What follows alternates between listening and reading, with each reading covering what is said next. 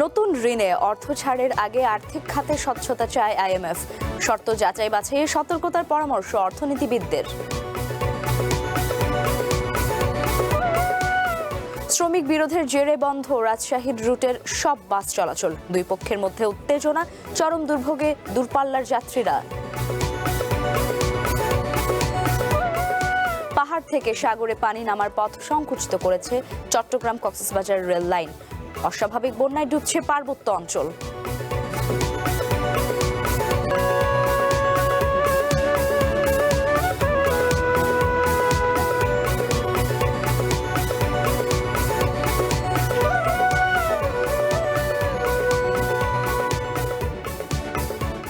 স্বাগত ওয়ান বুলেটিনে। আমি লাইবা জান্নাত। এতক্ষণ শুনছিলেন শিরোনাম, এবারে জানাবো পুরো খবর। সচিবালয়ে কথা বলছেন প্রধানমন্ত্রীর উপদেষ্টা ডক্টর জাহিদুর রহমান। আমরা সরাসরি চলে যাচ্ছি সেখানে। সে প্রায় তার ওয়াইফের সাথে গন্ডগোল করত এবং গত 12 তারিখে যেটা স্পষ্ট আমরা তাদের থেকে জানতে পারি যে সে বেতন নিয়ে আসে এবং তার হাজব্যান্ড সাইফুল ইসলাম জানতো যে তার কাছে টাকা আছে এবং সেখান থেকে সে 3000 টাকা দাবি করে। টাকাটা না দেওয়াতেই তাদের মধ্যে ঝগড়াটা তুমুল পর্যায়ে চলে যায়। তো ওখান থেকেই সে তার কাছে একটা ছুরি ছিল, সেই ছুরি দিয়ে বুকে সেটা হয়তো সবসময় মানে ডিটারমাইন করা কঠিন। একটা জরিমানা সাধারণত কেন রাখা হয়, জরিমানা বা একটা ফি রাখা হয় যাতে মানুষ যারা কাজ করে তাদের যেন একটা সতর্কতা থাকে তারা যখন তথ্য দেয়। কিন্তু আমি এটাই একমত, যদি এই পক্ষে হয় সেই রকম সতর্কতা আসলে এদিকেও থাকা দরকার আছে। এটা একটা ভ্যালিড পয়েন্ট, আমি এটাও কনসিডার করার জন্য বলবো। অনেকগুলো প্রমাণ আছে এখানেও আছে, মানে আমাদের এই সচিবালয় ভিডিও ক্যামেরা পারসন এটিএন নিউজের একজন, তার সকল ডকুমেন্টসের জন্মস্থান হচ্ছে মানিকগঞ্জ, কিন্তু তার এনআইডি কার্ডের জন্মস্থান হচ্ছে কুমিল্লা। এই ভুলটা সরকারের ভুল, এটার কারণে সে কিন্তু 1 বছর ধরে দৌড়াচ্ছে। খুবই ভয়ঙ্কর ব্যাপার এবং এই জন্য ফাইন, আমি আপনাকে ধন্যবাদ দিচ্ছি। এটাই হচ্ছে সাংবাদিকতার কাজ। এটাই আপনি আমাকে তথ্য দিলেন, এটাই সাংবাদিকতার কাজ। এবং এই মানুষগুলো, আমি আপনার সাথে একমত, ওনারা ক্ষতিপূরণ পাওয়া উচিত। ওনারা ফি দিয়ে করা দূরেই থাকুক না কেন, ওনার যে হয়রানি হলো সব রকম ভাবে আমি দ্বিমত করছি না। আমি খুব দ্রুত এই সমস্যাগুলো সমাধানের জন্য স্টেপ নেওয়ার চেষ্টা করব। আমি জানিয়ে দিতে পারি এর বেশি কিছু। জি প্লিজ। জি, আমি মাহাদি হাসান, স্টার নিউজে আছি সিনিয়র করেসপন্ডেন্ট হিসেবে। গতকালকে সংসদে একটি বিশেষ কমিটি করা হলো সংবিধান সংশোধনের জন্য। জি, 17 সদস্যের একটি কমিটি করা হয়েছে, তার মধ্যে বিরোধী দল এটাতে এখনো তাদের নাম দেয়নি। তো সবচেয়ে বিতর্কের জায়গাটা কিংবা যেটা ডিবেট চলছে সেটা হচ্ছে সংশোধন হবে নাকি সংস্কার হবে। তো বিরোধী দলের দাবি হচ্ছে সংস্কার করা, আর সরকারি দল মনে করছে যে সংশোধনী। কিন্তু সংবিধানের যে বিষয়গুলো পরিবর্তনের কথা বলা হচ্ছে, সংবিধানের মূলনীতি আছে, বিচার বিভাগ আছে, আইন বিভাগ আছে, রাষ্ট্রপতি প্রধানমন্ত্রীর ক্ষমতার ভারসাম্যের কথা বলা হয়েছে জুলাই সনদে, অর্থাৎ বড় ধরনের পরিবর্তনের জায়গাগুলো আছে। তো এই সংবিধানকে তো যুগোপযোগী করার জন্যই একটা বড় ধরনের সংস্কার দরকার। তো এখন সরকারের দিক থেকে আসলে চিন্তার জায়গাটা কি, এটা সংশোধনীর মাধ্যমে আসলে এই পুরো বিষয়টাকে তারা চেঞ্জ আনতে চান নাকি সংস্কার করতে চান? সংশোধনীর মাধ্যমে যে কোনো পরিবর্তন করা যায়। আমি একটা উদাহরণ দিই, 15th অ্যামেন্ডমেন্ট, যেটার বেশ কিছু অংশ বাতিল হয়েছে, তত্ত্বাবধায়ক সরকার সহ বেশ কিছু জিনিস আবার এখন বাতিল হয়েছে। তারা তত্ত্বাবধায়ক বাতিল করেছিলেন, এখন আবার সেটা বাতিল হয়েছে। এতে 1/3 অফ দ্য কনস্টিটিউশনের বিভিন্ন জায়গায় পরিবর্তন হয়েছে। ম্যাসিভগুলো আমরা আলোচনা করি, এর বাইরে প্রচুর পরিবর্তন হয়েছে। করা যায়, সংশোধনীর মাধ্যমে করা যায়, করে আমরা সচিবালয়ে ব্রিফ করছেন প্রধানমন্ত্রীর উপদেষ্টা ডক্টর জাহিদুর রহমান। আমরা সরাসরি যুক্ত ছিলাম সেখানে। নতুন ঋণ চুক্তির অর্থ ছাড়ের আগে ব্যাংকিং ও আর্থিক খাতে স্বচ্ছতা দেখতে চায় আইএমএফ। একই সাথে রাজস্ব আদায় ও বিনিময় হারে অগ্রগতি দেখতে চায় আন্তর্জাতিক এই সংস্থা। 3 বছর মেয়াদী এই কর্মসূচিতে 450 কোটি মার্কিন ডলার অর্থায়নের আশা করছে সরকার। বাংলাদেশের জন্য নতুন ঋণ কর্মসূচি চূড়ান্ত করতে সরকারের সঙ্গে ধারাবাহিক আলোচনা চালিয়ে যাচ্ছে আইএমএফ। রোববার বাংলাদেশ ব্যাংকে আইএমএফের প্রতিনিধি দলের সঙ্গে বৈঠকের মাধ্যমে নতুন ঋণ কর্মসূচির প্রাথমিক আলোচনা শুরু হয়। আইএমএফ মুদ্রা ও পুঁজিবাজার বিভাগের ডেপুটি ডিভিশন প্রধান ইভো ক্রজনার নেতৃত্বে 12 সদস্যের প্রতিনিধি দল সপ্তাহ জুড়ে বাংলাদেশ ব্যাংক, অর্থ মন্ত্রণালয়, জাতীয় রাজস্ব বোর্ড সহ সংশ্লিষ্ট বিভিন্ন সংস্থার সাথে ধারাবাহিক বৈঠক করবেন। নতুন কর্মসূচির অর্থ ব্যবহার করা হবে সামষ্টিক অর্থনীতির স্থিতিশীলতা বজায় রাখতে, বৈদেশিক মুদ্রার রিজার্ভ শক্তিশালী করা এবং চলমান অর্থনৈতিক সংস্কার কার্যক্রম এগিয়ে নিতে। একই সঙ্গে রাজস্ব আহরণ বাড়ানো, ব্যাংকিং খাতের দুর্বলতা কাটিয়ে ওঠা এবং আর্থিক ব্যবস্থাপনায় জবাবদিহিতা নিশ্চিত করা সহ বেশ কিছু শর্ত থাকছে এবারের ঋণ চুক্তিতে। অর্থনীতিবিদদের মতে আইএমএফ এর নতুন কর্মসূচি কেবল অর্থায়নের বিষয় নয়, এটি দেশের অর্থনৈতিক সংস্কারের একটি গুরুত্বপূর্ণ রূপরেখাও তৈরি করবে। পলিসিগুলোকে ঠিক রাখা, সঠিকভাবে অ্যাসেসমেন্ট করে বাজেটটাকে আবার রিস্ট্রাকচার করা, আর্টিফিশিয়ালি হাই রেভিনিউ নাম্বারও তারা অ্যাকসেপ্ট করবে না এবং বলবে যে ব্যয়টাকে একটু কমাতে হবে, তখন ওই ডেফিসিট টার্গেটটাকে ঠিক রেখে এই ধরনের কিছু বিষয় থাকবে। তারপরে রিফর্মগুলোর উপর তারা খুব জোর দেবে। রিফর্মগুলোর মধ্যে হচ্ছে এনবিআর এর রাজস্বের রিফর্ম, এটা একটা বড় পার্ট তাদের সমস্যা, তাদের প্রোগ্রামে, এবং সেখানে তারা জোর দিবে।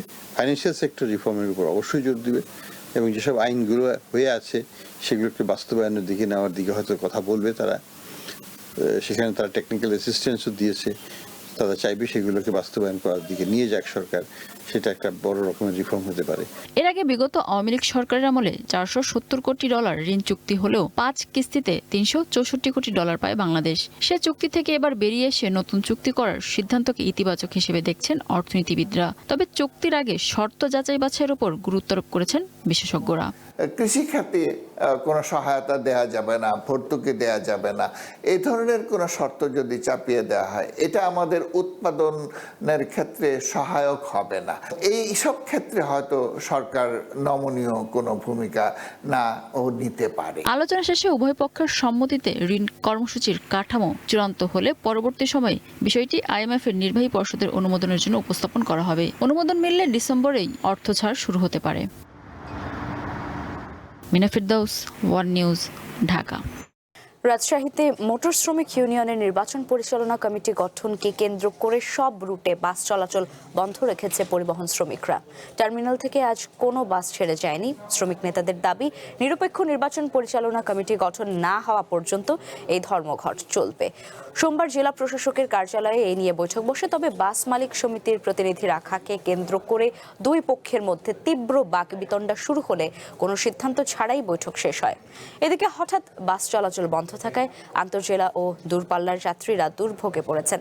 তাদের অভিযোগ, শ্রমিকদের নিজেদের বিরোধের জেরে ভুক্তভোগী হচ্ছেন তারা।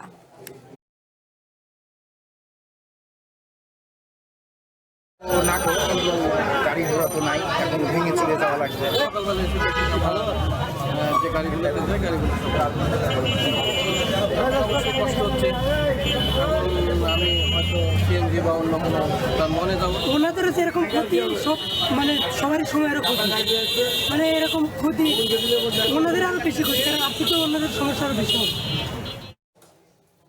দর্শক, এই মুহূর্তে বাস ধর্মঘট নিয়ে আরো তথ্য জানবো সহকর্মী আহসান হাবিব অপুর কাছ থেকে। রাজশাহী থেকে তিনি সরাসরি যুক্ত হচ্ছেন। অপু, বাস চলাচলের সবশেষ পরিস্থিতি আপনার মাধ্যমে জানতে চাইছি, আর দুপক্ষের সমস্যা সমাধানে কোনো পদক্ষেপ কি ইতিমধ্যে গ্রহণ করা হয়েছে? সকাল থেকে যেই দুর্ভোগ শুরু হয়েছে মানুষের, বিশেষ করে বাস যাত্রীদের, তাদের সেই দুর্ভোগ চলছে।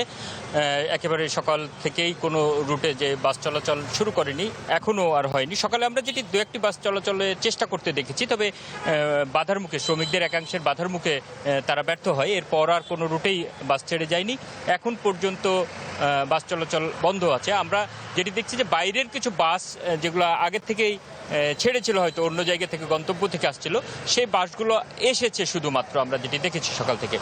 আর আজকে যেই সমস্যাটা তৈরি হয়েছে, এটি আসলে বেশ পুরাতন সমস্যা, এবং এইখানকার যে দুটি গ্রুপ, মূলত শ্রমিক ইউনিয়নের দুটি গ্রুপ, একটি হচ্ছে রফিকুল ইসলাম পাখি, আরেকজন হচ্ছে মমিনুল ইসলাম। এই দুই নেতার পক্ষেই বেশ কিছু শ্রমিক আর কি, এখানকার শ্রমিকরা বিভক্ত।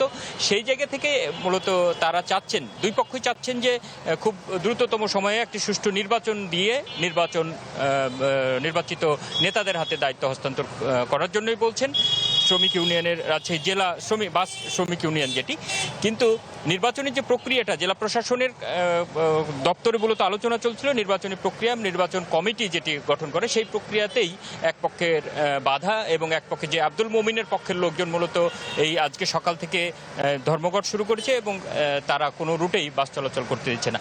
তবে এইটি নিয়ে আমরা কিছুক্ষণ আগে আমার আব্দুল মোমিনের সাথে কথা হয়েছে, তিনি যেটি বলছিলেন যে জেলা প্রশাসনের পক্ষ থেকে তার সাথে যোগাযোগ করা হয়েছে এবং আলোচনার জন্য তাকে বলা হয়েছে। তিনি জেলা প্রশাসনের সাথে এই মুহূর্তে আমরা যতটুকু খবর পেলাম এই নিয়ে এক ধরনের আলোচনা চলছে। যদি তার সাথে আলোচনাটা সফল হয় তবে হয়তো এটির একটি সমাধান আসতে পারে।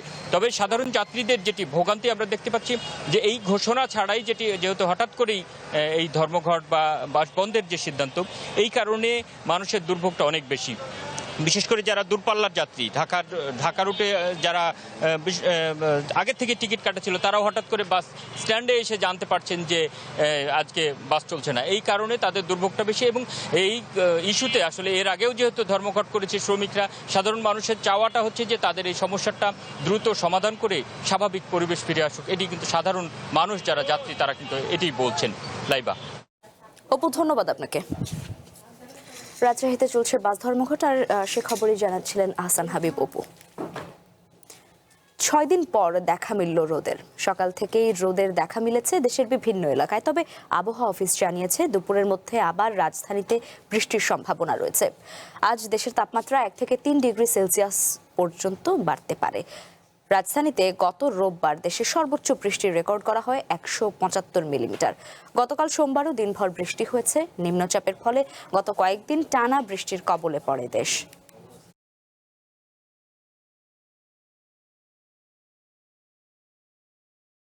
আগামী 24 ঘন্টার ফোরকাস্টে যেটা বলা হয়েছে যে রাজশাহী, রংপুর, ময়মনসিংহ এবং সিলেট বিভাগের অনেক জায়গায়, খুলনা, বরিশাল, চট্টগ্রাম এবং ঢাকা বিভাগের কিছু কিছু জায়গায় বৃষ্টি অথবা বজ্রসহ বৃষ্টিপাতের সম্ভাবনা আছে। সেই সাথে দেশের কোথাও কোথাও মাঝারি ধরনের ভারী বর্ষণের সম্ভাবনা আছে এবং দিন এবং রাতের তাপমাত্রা সামান্য বৃদ্ধি পাবে। প্রকাশ থেকেই বুঝতে পারতেছেন যে বৃষ্টিপাতের প্রবণতাটা ধীরে ধীরে কমে আসতেছে। তবে যেহেতু বর্ষাকাল, একেবারে বৃষ্টিপাত বন্ধ হয়ে যাবে তা বলা যায় না, বিক্ষিপ্তভাবে বৃষ্টিপাত থাকবে এবং এই অবস্থাটা 16 তারিখ পর্যন্ত, অর্থাৎ আজকে 14, 15, 16 এই 3 দিন অব্যাহত থাকবে। একদিকে পাহাড় আর অন্যদিকে সাগর। পাহাড়ের ঢল সহজেই সাগরে নেমে যাওয়ার কথা, অথচ কয়েক বছর ধরে অস্বাভাবিক বন্যায় ডুবছে চট্টগ্রামের বিস্তীর্ণ পার্বত্য অঞ্চল। বিশেষজ্ঞরা বলছেন এই বিপর্যয়ের মূলে রয়েছে চট্টগ্রাম কক্সবাজার রেল লাইন। প্রায় 100 কিলোমিটার দীর্ঘ এই রেল লাইন পাহাড় থেকে সাগরে পানি নামার পথ সংকুচিত করেছে, আর এরই ফলে বছর বছর ডুবছে কক্সবাজার ও পার্বত্য চট্টগ্রাম। পার্বত্য চট্টগ্রাম প্রকৃতির অনন্য এক ক্যানভাস। শান্ত নিরিবিলি পাহাড়, সবুজের মাঝ দিয়ে বয়ে যাওয়া নদী, অজস্র ছড়া আর খালের ছড়াছড়ি। অতিবৃষ্টি হলে নামে ঢল, ছুটে যায় সাগরের দিকে। শত বছর ধরে এটাই পাহাড়ের বর্ষা, পাহাড়ের পানি প্রবাহের বিজ্ঞান। কিন্তু গত কয়েক বছর ধরে এখানটাতেই ব্যত্যয়। বর্ষা মৌসুম এলেই বন্যায় ডুবে যায় বান্দরবান, রাঙামাটি, খাগড়াছড়ি ও কক্সবাজারের বিস্তীর্ণ অঞ্চল। পাহাড়, নদী, খাল আর সাগরের দারুণ পানি নিষ্কাশন ব্যবস্থা থাকার পরও কেন এই বিপর্যয়? জলবায়ু প্রভাব, বৃষ্টির তীব্রতা, অল্প সময়ে অনেক বেশি বৃষ্টিপাত, প্রাকৃতিক এই কারণগুলো তো আছেই, কিন্তু পাহাড়ে বন্যার মূলে একটা রেল লাইন, যা পাহাড় আর সাগরের মাঝে প্রাচীর হয়ে দাঁড়িয়েছে। পর্যটন নগরীর সাথে যোগাযোগের সুবিধায় চট্টগ্রাম থেকে কক্সবাজার পর্যন্ত 103 কিলোমিটার নতুন রেল লাইন নির্মাণ করা হয়। সিঙ্গেল লাইন ডুয়েল গেজ এই রেল পথে কর্ণফুলী, শঙ্খ, মাতামুহুরী ও বাকখালী নদীর উপর 4টি সেতু, 35টি মাঝারি সেতু ও 135টি কালভার্ট করা হয়েছে। বিশেষজ্ঞরা বলছেন আড়াআড়িভাবে তৈরি দীর্ঘ রেলপথ পাহাড়ের ঢল আটকে দিচ্ছে, তৈরি করছে বন্যার মতো বিপর্যয়। 100 বছরের বন্যার ইতিহাস বিবেচনা করে রেলপথটা করা হয়েছে, কিন্তু এটা বন্যার প্রশ্ন না, প্রশ্নটা হলো ঢলের প্রশ্ন। ঢল এবং বন্যার মধ্যে একটা পার্থক্য আছে। বন্যা হচ্ছে আপনার ধীরে ধীরে পানিটা বাড়ে, ধীরে ধীরে সম্প্রসারিত হয়, আর পাহাড়ি ঢল যেটা, এটা হচ্ছে মুহূর্তের মধ্যে প্রচণ্ড বেগে বিপুল পানি এসে ভাসায় নিয়ে যায়। চট্টগ্রাম থেকে আরাকান পুরো অঞ্চলটাই আপনার সাগর এবং পাহাড়ের মাঝখান দিয়ে কোনো স্থাপনা এরকম করা যাবে না। মূলত এই রেল লাইন নির্মাণের পর থেকেই পার্বত্য চট্টগ্রামে বন্যার বিস্তার, যা শুরু 2023 সালে। তারপর বছর বছর পানি প্রবাহ আটকে পাকা সড়ক নির্মাণের খেসারত এখনও দিচ্ছে সিলেট ও সুনামগঞ্জের মানুষ। ঠিক তেমনই উন্নয়নযজ্ঞ পাহাড়েও ডেকে আনলো বিপর্যয়। বন্যাক্রান্ত মানুষের মতো পাহাড়ি ঢলও যেন দিশেহারা। রেল লাইন যখন ছিল না তখনও তো এই অঞ্চলে বৃষ্টিপাত হয়েছে, পাহাড়ে তখনও পাহাড়ি ঢল হয়েছে, কিন্তু এইটা 1-2 ঘন্টার মধ্যে চলে যেত। এটা আর যেহেতু যেতে পারত, এর যে পথগুলো ছিল ঐতিহাসিকভাবে প্রাকৃতিকভাবে পানি যাওয়ার তো পথ আছে, সবগুলো বেসিনের মধ্যে না ছোট ছোট নালা থাকে, নদী থাকে এবং বের হয়ে যায়, সেই পথগুলো তো খোলা ছিল, তো ফলে এটা মানুষ টেরও পেত না। পরিস্থিতি বিবেচনায় চট্টগ্রাম কক্সবাজার রেল লাইনকে আরো উঁচু করার কথা ভাবছে সরকার, কিন্তু বিশেষজ্ঞরা বলছেন এটা হবে আরো আত্মঘাতী। কারণ এখন রেল লাইন উপচে পাহাড়ি ঢল নামতে পারছে, কিন্তু আরো উঁচু করা হলে পানি আর সরতে পারবে না, দীর্ঘ সময় আটকে থাকবে। এই অবস্থায় কক্সবাজার রেল পথে পানি নিষ্কাশন পথ বাড়ানোর পরামর্শ তাদের। পানি প্রবাহের এগেনস্টে যদি আপনি কোনো স্ট্রাকচার করেন, তাহলে আপনাকে এনশিওর করে স্টাডি করে ডিজাইনের সময় আপনাকে এনশিওর করতে হবে যে পানি প্রবাহের জন্য যে স্পেসটা ছিল আগে, সেই স্পেসটাকে আমাকে অ্যাকোমোডেট করতে হবে। যেটা বরং করা দরকার, ভেন্টিলেশন দরকার। মানে এখন ধরেন 35টা মাঝারি সেতু আছে, এইটাকে আরও 2 গুণ বাড়ানো, মানে ধরেন অন্তত 100টা মাঝারি সেতু, এখন যেগুলো আছে এর বাইরেও আরও 100টা মাঝারি সেতু করে ফেলা দরকার, যাতে করে পানিটা দ্রুত চলে যায়। লোকালয়ে সমুদ্রের লবণাক্ত পানির প্রবেশ আটকাতে চট্টগ্রাম অঞ্চলের ছোট ছোট নদী ও খালের মুখে স্লুইস গেট নির্মাণ করা হয়েছিল, জোয়ার ভাটার হিসেব করে, যেগুলো নিয়মিত খোলা রাখার কথা। কিন্তু মাছ চাষের মুনাফার লোভে প্রভাবশালীরা সেগুলো আটকে রাখছে। পাহাড়ের মানুষের জীবন ও প্রকৃতি রক্ষায় সেদিকেও নজর দেওয়ার পরামর্শ বিশেষজ্ঞদের। মনির মিল্লাত, ওয়ান নিউজ, ঢাকা। বন্যার পানি কিছুটা নামতে শুরু করলেও দুর্ভোগ কাটেনি। বিভিন্ন সড়কে দেখা দিয়েছে বড় বড় গর্ত, কোথাও পাহাড় ধসে পড়ে আছে মাটির স্তূপ। বান্দরবানে তলিয়ে যাওয়া বিভিন্ন সড়ক থেকে পানি সরে যাওয়ায় ভেসে উঠছে বন্যার ক্ষত। বিভিন্ন জায়গায় সৃষ্টি হয়েছে বড় বড় গর্ত। রান্নার সুযোগ না থাকায় দুর্গতরা শুকনো খাবার খেয়ে দিন পার করছেন। বিদ্যুৎ বিচ্ছিন্ন থাকায় অনেক এলাকায় মোবাইল নেটওয়ার্ক ও ইন্টারনেট সেবাও ব্যাহত। দুর্গত মানুষের অভিযোগ, এখনও অনেক দুর্গম এলাকায় পৌঁছায়নি পর্যাপ্ত ত্রাণ। অন্যদিকে গাইবান্ধায় তিস্তা, যমুনা, ব্রহ্মপুত্র ও ঘাঘট নদীর পানি বাড়ায় অন্তত 7টি স্থানে শুরু হয়েছে তীব্র নদী ভাঙন। আর সুনামগঞ্জের সুরমা ও কুশিয়ারা নদীর পানি বাড়তে থাকায় সড়ক ভেঙে লোকালয়ে ঢুকছে পানি, বন্ধ রয়েছে কয়েকটি সড়কে যান চলাচল।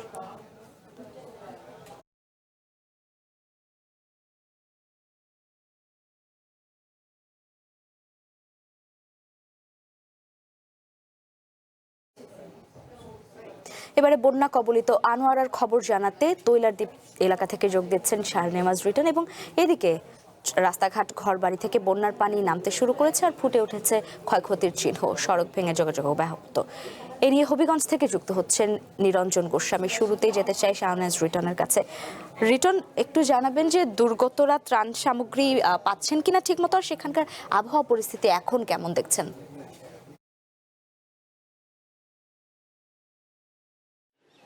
আমি একটু আবহাওয়া পরিস্থিতি দিয়ে শুরু করতে চাই।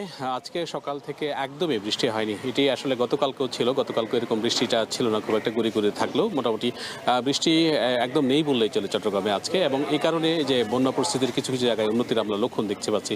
আমরা কিছু জায়গায় খবর নিয়েছি, বিশেষ করে চট্টগ্রাম শহর থেকে আশেপাশে যে 5টি উপজেলা উপদ্রুত আছে, সাতকানিয়া, আনোয়ারা, বাঁশখালী, এবং প্রতিটি এলাকায় পানি কিছুটা নামছে এবং সেটি আসলে তাদের মধ্যে কিছুটা স্বস্তির ব্যাপার হচ্ছে। তবে যে জিনিসটা হচ্ছে যে চট্টগ্রামের যে দুর্গত এলাকা আছে, এখানে সাধারণ মানুষের যে ত্রাণ সামগ্রী পৌঁছানোর কথা বলছিলেন, অনেক জায়গায় পানি নামলেও সেটি আসলে কাঙ্ক্ষিত নামা নাই। যোগাযোগ ব্যবস্থা একদমই বিচ্ছিন্ন। বিশেষ করে যদি আমি সাতকানিয়ার কথা বলি, সেখানে কিছু কিছু জায়গায় আছে 8 ঘন্টা নৌকা চালিয়ে সেখানে যেতে হচ্ছে, অনেকটা দ্বীপ রাষ্ট্রের মতো হয়ে গেছে। তো এই পরিস্থিতির কারণে মূলত যে ত্রাণ সামগ্রী যথাসময়ে পৌঁছানো সম্ভব হচ্ছে না। যদিও সরকারের পক্ষ থেকে দাবি করা হচ্ছিল যে তারা প্রত্যেকটি মানুষের হাতে হাতে ত্রাণ পৌঁছে দেবে। তবে গতকালকে যে অনিন্দ ইসলাম তিনি স্বীকার করেছেন যে মূলত যে যোগাযোগ বিক্ষিপ্ততা এবং বিভিন্ন জায়গায় দুর্গম গিয়ে তিনি পানিতে নেমে সেখানে ত্রাণ সামগ্রী দিয়েছেন। আমরা এই জায়গায় যেখানে আছি সেখানে ভূমি প্রতিমন্ত্রী চট্টগ্রামের মধ্যে এখানে আসার কথা আনোয়ারের একটি জায়গায়, সেখান থেকে তিনি ত্রাণ বিতরণ করবেন এবং এখান থেকে বাঁশখালী গিয়ে সাতকানি হয়ে বিভিন্ন জায়গায় ত্রাণ বিতরণ করছেন। শুধুমাত্র ভূমি প্রতিমন্ত্রী নয়, এখানে যারা স্থানীয় সংসদ সদস্য আছেন, বিভিন্ন সরকারি বেসরকারি সবাই এই ত্রাণ কার্যক্রমে মোটামুটি যোগ দিয়েছেন। আমরা বিভিন্ন বেসরকারি প্রতিষ্ঠানের খবর বলছিলাম, পথে আসার সময় অসংখ্য ছোট ছোট ট্রাক দেখছিলাম ত্রাণ সামগ্রী নিয়ে। তারা কিন্তু যে মোটামুটি উৎসবের আওয়াজে আমরা যেটা দেখতাম যে একটা দুর্যোগে সবাই ঝাঁপিয়ে পড়ে, সেরকমটি অনেক ব্যাপক হারে যে ত্রাণ সামগ্রী প্রদানের এটা আমরা দেখছি, বিশেষ করে বেসরকারি পর্যায়ে সেটি শুরু হয়েছে। আমরা নিশ্চয়ই পরবর্তীতে খবর আবার যুক্ত হব। আপাতত এই ছিল আমাদের চট্টগ্রামের খবর। রিটার্ন ধন্যবাদ আপনাকে। আমরা চট্টগ্রামের আনোয়ারার পরিস্থিতি জানছিলাম। এবার একটু হবিগঞ্জে যেতে চাই নিরঞ্জনের কাছে। নিরঞ্জন, বন্যা পরিস্থিতির সবশেষ খবর কি রয়েছে আপনার কাছে? হবিগঞ্জের পরিস্থিতি জানতে চাই, আর কিরকম ক্ষয়ক্ষতি হয়েছে সে বিষয়ে কোনো তথ্য রয়েছে কিনা আপনার কাছে? আপনি যেমনটি বলছেন, বন্যার পানি নামার সাথে সাথে কিন্তু হবিগঞ্জে যে ক্ষয়ক্ষতি হয়েছে তার চিত্র কিন্তু ভেসে উঠছে। বিশেষ করে বন্যা দুর্গত এলাকাগুলোর রাস্তাঘাট, কৃষি এবং মৎস্য খাতের কিন্তু ব্যাপক ক্ষয়ক্ষতি হয়েছে। গত বৃহস্পতিবার আমি এখন আছি হবিগঞ্জের কালীগঞ্জ এলাকায়, যেখানে আসলে গত বৃহস্পতিবার এই জায়গাটিতে ভাত ভাঙার এবং এখানে কিন্তু প্রায় 400 মিটারের মধ্যে প্রথমেই কিন্তু যায়, তারপরে কিন্তু গ্রামগুলোতে আঘাত আনার পরে কিন্তু এখানকার কৃষিতে ব্যাপক ক্ষয়ক্ষতি হয়েছে। কৃষি সম্পর্কে তথ্য মতে 1260 হেক্টর রূপা হাউস এবং 233 হেক্টর শাকসবজি ক্ষতি হয়েছে এবং এই এলাকার প্রায় শতাধিক মাছের হ্যাচারি কিন্তু বেঁচে গেছে। আমরা এখন কথা বলবো একজন মৎস্য চাষির সাথে। আপনার কি পরিমাণ ক্ষতি হয়েছে? দেখেন, কি ক্ষতি করব, ক্ষতি করলেও তো কি ক্ষতি করব, ক্ষতি করলেও তো লাভ নাই। আমরা আল্লাহ পাক রাব্বুল আলামিনের টেনে আমরা প্রার্থনা করি, আর কি করব। আমরা অথবা বাসা বাড়ির মধ্যে পানি, আমরা থাকতে পারছি না, অনেক কষ্ট হয়েছে বাচ্চা লইয়া। আর আমাদের ফিশারি আছিল প্রায় আমার 20 লাখের উপরে আমার খরচ, ক্ষতিটা হয়েছে। এলাকার মানুষও জানে আমার নাম মোহাম্মদ আব্দুল্লাহ নান, আমার বাড়ি হলো মাসাজান। আমরা তো আর কেউ কিছু করার না। যে আমরা আসলে যেমনটি এই দুর্গত এলাকাগুলোতে দেখেছি, এখানে কিন্তু কৃষি মৎস্যতে অনেক বেশি ক্ষয়ক্ষতি হয়েছে এবং তারা সরকারের কাছে সহায়তা চান, কারণ তারা যদি সহায়তা না পান তাহলে আগামীতে তারা কিন্তু চাষাবাদ করতে পারবেন না। নিরঞ্জন, ধন্যবাদ আপনাকে। দর্শক, বন্যা পরবর্তী পরিস্থিতি জানাচ্ছিলেন আমাদের সহকর্মীরা। তারুণ্য, স্টার্টআপ ও সম্ভাবনার বাংলাদেশ নিয়ে বিশেষ অনুষ্ঠানে কথা বলছেন প্রধানমন্ত্রী তারেক রহমান। আমরা সরাসরি যাচ্ছি সেখানে। তবে আপনাদেরকে এতটুকু বলতে পারি, এই মুহূর্তে আমার সরকারের অবস্থান থেকে আমি বলতে পারি, আমরা আছি আপনাদের সাথে, আপনাদেরকে হেল্প করার জন্য, আপনাদেরকে পথ দেখানোর জন্য, আপনাদের পাশে দাঁড়ানোর জন্য আমরা আছি। কতটুকু পারবো আমি জানি না, বাট আমরা আছি। যতটুকু পারবো সর্বোচ্চ শক্তি দিয়ে আমরা আপনাদের পাশে থাকার চেষ্টা করব আমরা, ইনশাল্লাহ। এই জন্য আমি এই কথাটা বলছি, কারণ আপনাদেরকে এগিয়ে আসতে হবে।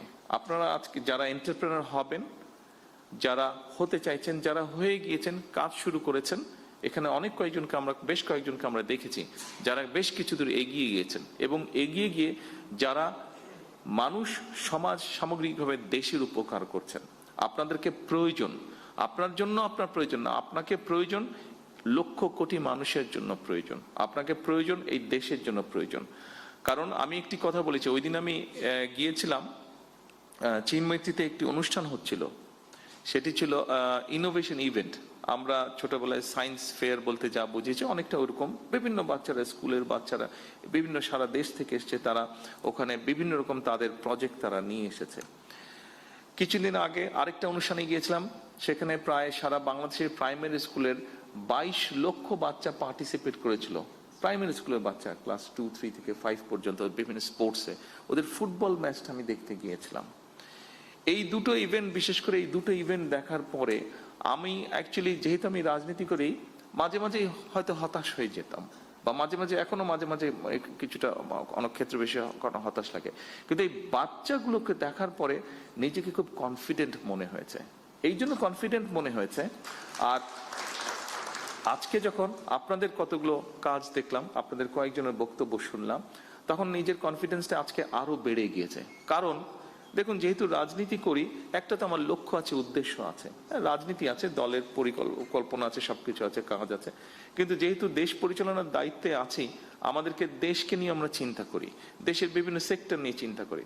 আজকে যখন আপনাদেরকে দেখলাম এবং ওই দিন ওই দুটো ইভেন্টে ওই বাচ্চাগুলোকে দেখেছি, আজকে আমার কাছে মনে হচ্ছে এই যে আমরা রাত দিন পরিশ্রম করছি, চেষ্টা করছি একটু চেঞ্জ করার জন্য, আমার মনে হলো যে হ্যাঁ, আমরা কিছু সংখ্যক মানুষের হাতে দিয়ে যেতে পারবো, যারা আমরা যেখানে ছেড়ে যাব সেখান থেকে তারা দেশটাকে এগিয়ে নিয়ে যেতে পারবে।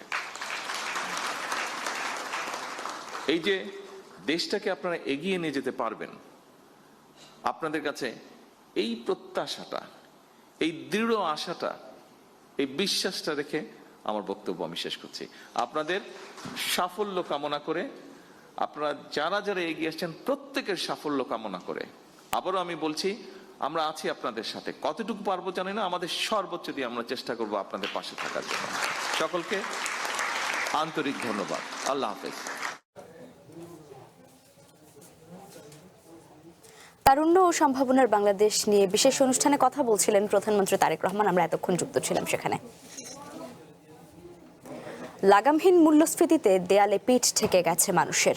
সরকারি চাকরিজীবীদের জীবনমান ধরে রাখতে নতুন পে স্কেল এখন সময়ের দাবি, কিন্তু রাজস্ব ঘাটতি সহ ভঙ্গুর আর্থিক পরিস্থিতিতে বেতন বাড়ানোর সিদ্ধান্তে চাপ আরও বাড়বে আশঙ্কা করছেন অর্থনীতিবিদরা।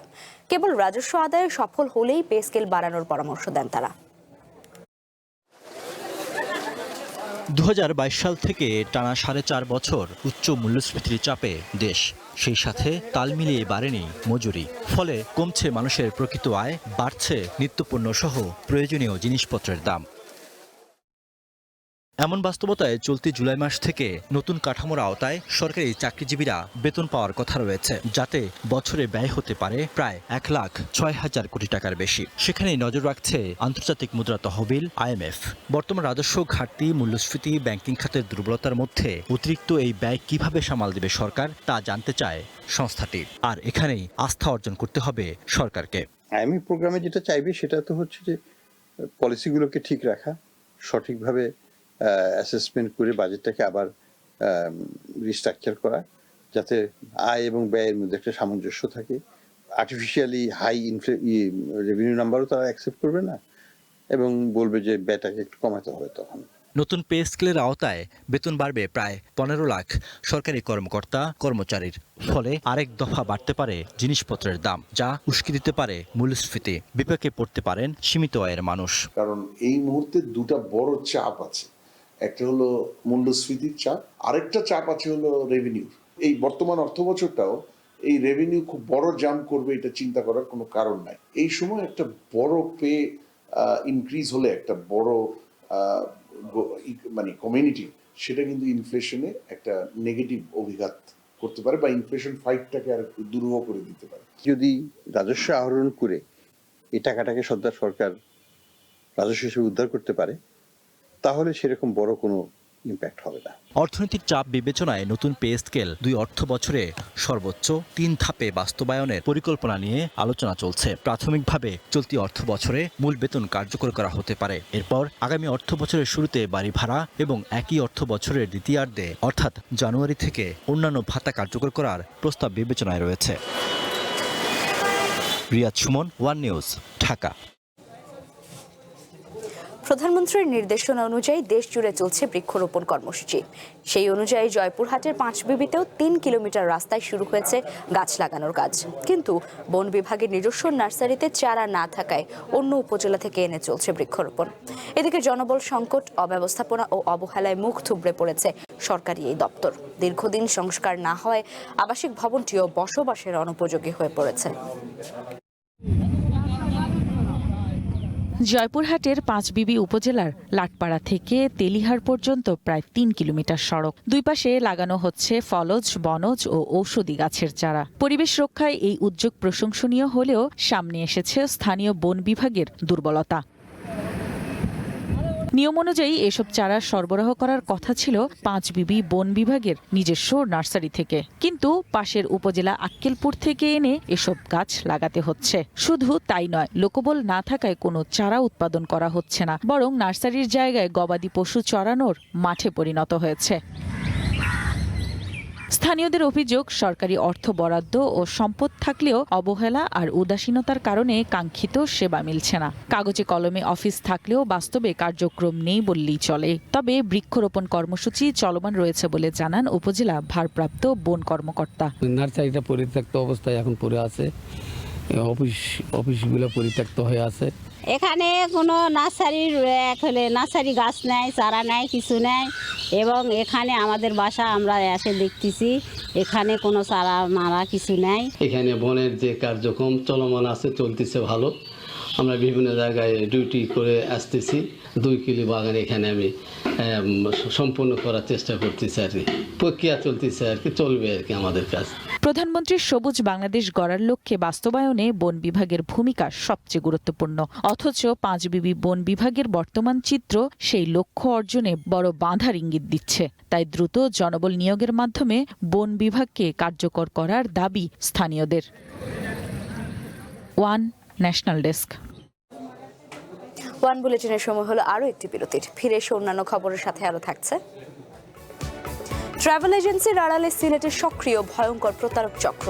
ভুয়া ভিসা, জাল কাগজপত্র তৈরি করে হাতিয়ে নেওয়া হচ্ছে কোটি কোটি টাকা। প্রবাসীর সোনালী স্বপ্ন এখন অনেকের কাছেই দুঃস্বপ্নের নাম। ট্রাভেল এজেন্সির আড়ালে সিলেটে সক্রিয় রয়েছে এক ভয়ঙ্কর প্রতারক চক্র। ভুয়া ভিসা আর জাল কাগজপত্র তৈরি করে হাতিয়ে নেওয়া হচ্ছে কোটি কোটি টাকা। তেমনই এক প্রতারণার শিকার হয়ে সর্বশান্ত হয়েছেন বেশ কয়েকজন যুবক।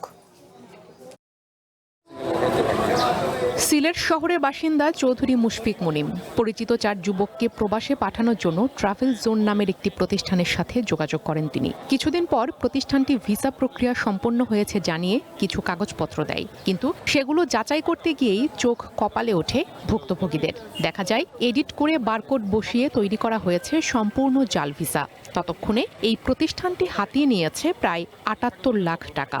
বাংলা টাকায় প্রায় 38 লক্ষ 39 লক্ষ এরকম টাকা হবে। সো এখনো একটা টাকা আমরা ব্যাক পাই নাই। জানুয়ারিতে যখন আমি এটা চেক করে দেখতে পাই একটা ওনারা অ্যাপ্লিকেশন উইথড্রই করে ফেলছে, আরেকটাতে করছে কি যেটা চেকলিস্টের সাথে নামের কোনো মিল নাই। প্রতারণার বিষয়টি বুঝতে পেরে ট্রাভেল জোনের মালিক নুরুল মোস্তফা চৌধুরীর বিরুদ্ধে মামলা করেন ভুক্তভোগীরা। মামলার পর অভিযুক্ত নুরুল মোস্তফাকে গ্রেপ্তার করে পুলিশ। আদালতের মাধ্যমে পাঠানো হয় কারাগারে। বিদেশ যাওয়ার জন্য মানুষ টাকাগুলা সাধারণত বাংলাদেশের মানুষ কি করে, তারা হয় জায়গা জমি বিক্রি করে অথবা লোন নিয়ে আসে, লোনের ইন্টারেস্ট থাকে। তো এইভাবেই টাকাগুলো ব্যবস্থা করা হয়েছে। এখন তো দেখা যায় লোনের চাপও পড়তেছে। তারপরে মনে করেন জায়গা জমি বিক্রি করে ওর একটা আশা ছিল যে বিদেশে গিয়ে বিদেশে যেতে পারলে টাকা দেশে পাঠাবে, ফ্যামিলিকে চালাবে। শুধু ট্রাভেল জোনই নয়, সিলেট শহর জুড়ে ব্যাঙের ছাতার মতো গজিয়ে উঠেছে এসব অসংখ্য ভুইফোর প্রতিষ্ঠান। কিছুদিন আগেই এমএক্স নামের আরেকটি প্রতিষ্ঠান স্থানীয় যুবকদের কাছ থেকে প্রতারণা করে হাতিয়ে নেয় কয়েক কোটি টাকা। সেই বিষয়টিও এখন গড়িয়েছে আদালত পর্যন্ত। তবে পুলিশ বলছে এই ধরনের চক্রের বিরুদ্ধে কঠোর অবস্থানে প্রশাসন। আমাদের গোয়েন্দা সংস্থা কাজ করছে, আসলে আমাদের কাজের পরিধিটা অনেক বড়। তো সেক্ষেত্রে প্রিভেন্টিভ মেজার নেওয়ার জন্য আমরা হয়তো তাদের তথ্য কালেকশন করতে পারি। আমরা এই কাজগুলো শুরু করেছি এবং আশা করি এটা কিছুদিনের মধ্যে সমাপ্ত হবে। আইনজীবীরা বলছেন এই ধরনের প্রতারণা থেকে বাঁচতে হলে যে কোনো এজেন্সির সাথে লেনদেনের আগে সতর্ক হওয়া উচিত। রিক্রুটিং এজেন্সির যে বৈদেশিক কর্মসংস্থান অভিবাসী আইনের যে লাইসেন্সটা, এই লাইসেন্সটা আছে কি না এটা আগে নিশ্চিত হবেন। এরপরে তাদের সাথে চুক্তি করতে যাবেন যে আপনি কোন দেশে যাবেন। প্রবাস যাত্রার স্বপ্ন যেন কারো জীবনের দুঃস্বপ্ন হয়ে না দাঁড়ায়, সেজন্য দরকার সামাজিক সচেতনতা এবং কঠোর আইনি নজরদারি দরকার বলে মনে করছেন সচেতন মহল। তবেই বন্ধ হবে জালিয়াতি।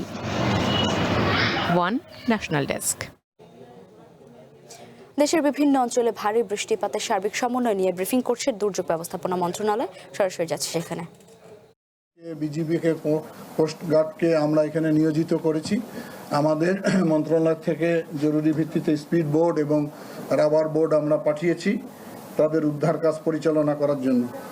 এবং আমার মনে হয় যে আজকের যে গুরুত্বপূর্ণ সভা অনুষ্ঠিত হয়েছে সেখানে সরকার কিছু গুরুত্বপূর্ণ সিদ্ধান্ত গ্রহণ করেছে। ক্ষতিগ্রস্ত পরিবারগুলোকে পুনর্বাসনের জন্য যেগুলো রাস্তাঘাট ক্ষতিগ্রস্ত হয়েছে, সড়ক জনপথ, তারা সেটা মেরামত করবে অল্প সময়ের মধ্যে। স্থানীয় সরকার মন্ত্রণালয়ের আওতাধীন যে সমস্ত সড়ক তারা সেটা মেরামত করবে। আমরা আমাদের মন্ত্রণালয় থেকে যদি কাঁচা সড়ক থেকে থাকে সেগুলোকে আমরা কাবিটা দিয়ে মেরামত করব। এবং খাদ্য মন্ত্রণালয় থেকে জরুরি ভিত্তিতে এই সমস্ত জায়গাগুলো খাদ্য বান্ধব কর্মসূচি চলমান থাকবে।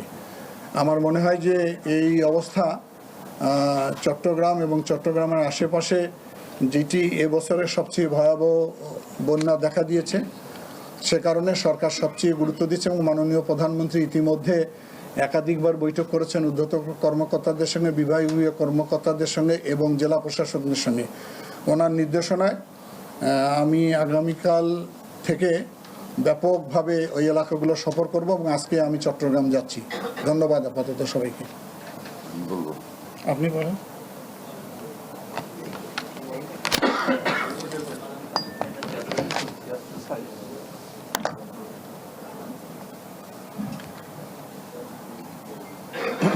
বিসমিল্লাহির রহমানির রহিম।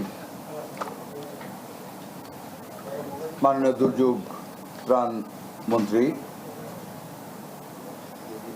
দুর্যোগ ত্রাণ মন্ত্রণালয়ের মাননীয় প্রতিমন্ত্রী, মাননীয় কৃষিমন্ত্রী, পানি সম্পদ বিভাগের মাননীয় প্রতিমন্ত্রী, সম্মানিত সাংবাদিক ভাই ও বোনেরা, আসসালামু আলাইকুম ওয়া রাহমাতুল্লাহি ওয়া বারাকাতুহু। অতিবৃষ্টির কারণে দেশের কয়েকটি জেলায় যে বন্যা দেখা দিয়েছে এর বৃত্তান্ত আপনাদেরকে আমাদের মাননীয় দুর্যোগ মন্ত্রী মহোদয় আপনাদেরকে ব্যাখ্যা করেছেন।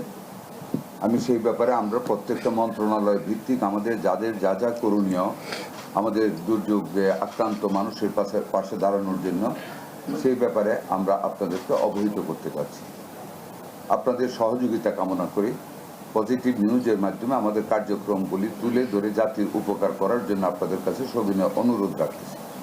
স্বাস্থ্য মন্ত্রণালয়ের পক্ষ থেকে আমরা প্রথম রাত থেকে আমাদের মাঠ লেভেলের সমস্ত কর্মকর্তা কর্মচারীদের ছুটি বাতিল করেছি এবং তারা প্রত্যেক আনন্দের সাথে মাঠ লেভেলে থেকে ইউনিয়ন লেভেল পর্যন্ত আমাদের যারা কর্মী আছে তাদেরকে সজাগ করা হয়েছে। তারা প্রত্যেকটা মানুষের উপর দৃষ্টি রাখতেছেন। যে কোনো মানুষ যে কোনো রোগে বা সাপে কামড় সহ আক্রান্ত হলে নিকটস্থ উপজেলা সদরে চিকিৎসার ব্যবস্থা করবেন সেই নির্দেশনা প্রদান করা হয়েছে। আমরা প্রতিদিন জমে আমাদের সেই আক্রান্ত এলাকাগুলির টিএচএফ এবং স্বাস্থ্য কর্মকর্তা কর্মচারীদের সাথে আমরা আলাপ করতেছি। এই পর্যন্ত বন্যায় সাপে কেটেছে যেই কয়জন মানুষকে আলহামদুলিল্লাহ আমরা সাথে সাথে আমাদের উপজেলা হেলথ কমপ্লেক্সে এনে আমরা অ্যান্টিভেনম দিয়ে আমরা তাদেরকে চিকিৎসা করেছি। আমাদের একজন লোকও সাপে কাপড়ে মারা যায়নি। আমরা আপনাদের জ্ঞাতার্থে জানাচ্ছি যে আমাদের নারী, গর্ভবতী মা এবং শিশুদের প্রতি আমাদের গ্রাম পর্যায়ে আমাদের যারা কর্মী আছে তাদেরকে অ্যালার্ট রাখা হচ্ছে। যে কোনো মায়ের যদি প্রসূতির সময় হয় বা কোনো রকম সমস্যা দেখা দেয় তাদেরকে আমরা স্পিডবোটের মাধ্যমে, স্পিডবোট না পাইলে যে কোনো স্থানীয় নৌকা বা কিছুর মাধ্যমে আমরা উপজেলা হাসপাতালে আনার ব্যবস্থা রাখতেছি। এই পর্যন্ত কোনো রকম আমরা খারাপ সংবাদ এই খাতে আমরা আল্লাহর মধ্যে পাইনি। দেশের বিভিন্ন অঞ্চলে ভারী বৃষ্টিপাতের সার্বিক সমন্বয় নিয়ে ব্রিফিং চলছে সচিবালয়ে। আমরা এতক্ষণ সরাসরি যুক্ত ছিলাম সেখানে। বন্যা পূর্বাভাস ও সতর্কীকরণ কেন্দ্রে ব্রিফিং চলছে, এবারে সরাসরি যাচ্ছে সেখানে।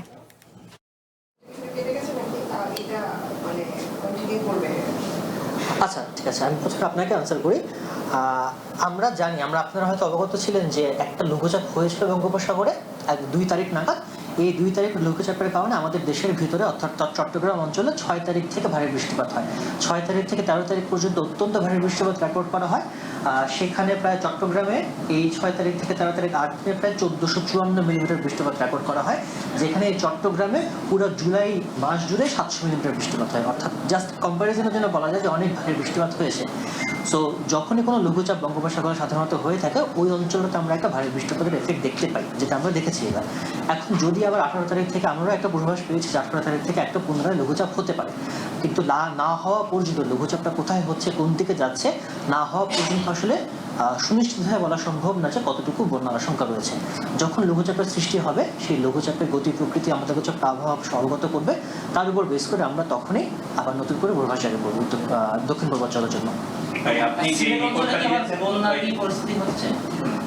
সিলেট সুনামগঞ্জ অঞ্চলে আমরা একটু আগে বলেছি যে সুরমা এবং কুশিয়ারা নদীর 3টে পয়েন্টে, ছাতক, ফেঞ্চুগঞ্জ, মারকুলি, এই 3টে পয়েন্টে এবং এছাড়া সোমেশ্বরা নদী 1টি পয়েন্টে, কলমাকাত্তা পয়েন্টে আজকে এই মুহূর্তে বিপদসীমার উপরে অবস্থান করছে।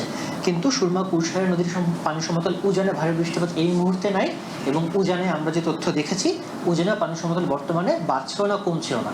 সো আমরা আশা করছি যে এই সুরমা কুশিয়ারার পানি সমতল আগামী 24 ঘন্টা পর্যন্ত স্থিতিশীল থাকলেও পরবর্তীতে পানি সমতল আবার নেমে আসবে। অর্থাৎ বন্যা পূর্বাভাস ও সতর্কীকরণ কেন্দ্রে চলছে ব্রিফিং, আমরা এতক্ষণ যুক্ত ছিলাম সেখানে। মেধা কোনো সীমানায় বাঁধা পড়ে না। অদম্য ইচ্ছাশক্তি আর পরিশ্রম থাকলে বিশ্বমঞ্চেও উড়তে পারে বাংলাদেশের পতাকা। সেই স্বপ্নই বাস্তবের রূপ দিচ্ছেন নারায়ণগঞ্জের শিক্ষার্থী মুসফিরাত ফাইজা নামিরা। মোবাইল আসক্তির ঘেরাটোপে নিজেকে বন্দি করেনি নারায়ণগঞ্জের নামিরা। নিজেকে দূরে রেখেছেন সামাজিক যোগাযোগ মাধ্যম থেকেও। তার বদলে বাড়িয়েছেন পড়াশোনা আর ইংরেজি ভাষা দক্ষতা। আর তার স্বীকৃতি মিলেছে থাইল্যান্ডের হয়ে যাওয়া হিপ্পো ইন্টারন্যাশনাল অলিম্পিয়াডের এশিয়া প্যাসিফিক রাউন্ডে। প্রতিযোগী ছিল 10,881 জন। তাদের সাথে লড়াই করে জিতেছেন স্বর্ণপদক। এই সাফল্যে আগামী সেপ্টেম্বরে ইতালিতে গ্লোবাল রাউন্ডে অংশ নেওয়ার যোগ্যতা অর্জন করেছেন তিনি। যে এই অর্জনটা আমি দেশের জন্য নিয়েছি সেটার পিছনে সকলেরই অবদান ছিল, এবং আমি আসলে অনেক গর্বিত দেশের জন্য এমন একটি পুরস্কার আনতে পেরে। ভবিষ্যৎ নিয়ে আমার সবসময় ইচ্ছা ছিল বিদেশে পড়াশোনা করার। দেশে বিদেশে সব জায়গায় আমি চেষ্টা করব যাতে আমার যে পদার্থবিজ্ঞানের প্রতি যে ভালোবাসা, যাতে আমি পদার্থবিজ্ঞানে পড়তে পারি। তবে এটাই নামিরার প্রথম আন্তর্জাতিক সাফল্য নয়।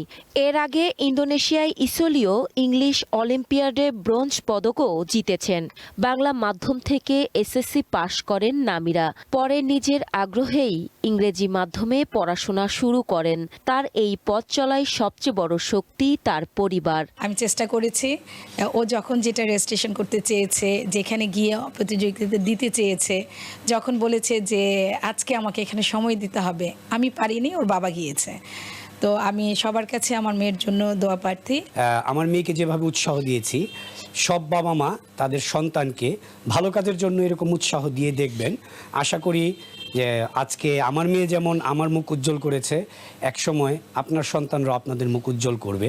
শিক্ষকদের মতে নামিরার এই অর্জন প্রমাণ করে সুযোগ আর সঠিক দিক নির্দেশনা পেলে বাংলাদেশের শিক্ষার্থীরাও আন্তর্জাতিক অঙ্গনে সাফল্য দেখাতে পারে। তারা চান ভবিষ্যতেও বিশ্বমঞ্চে দেশের প্রতিনিধিত্ব করে বাংলাদেশের জন্য আরও গৌরব বয়ে আনুক এই মেধাবী শিক্ষার্থী। এই উপর প্রকৃত ছেলে আমাদের যে ছাত্রী নামিরা, সে তার মেধার পরিচয় রেখেছে। আমরা বিশ্বাস করি যে আগামীতে যে সকল বাচ্চারা পৃথিবী শাসন করবে, পৃথিবীর বিভিন্ন গুরুত্বপূর্ণ ভূমিকা পালন করবে, আমাদের বিশ্বাস নামিরাও একটি গুরুত্বপূর্ণ ভূমিকা পালন করবে।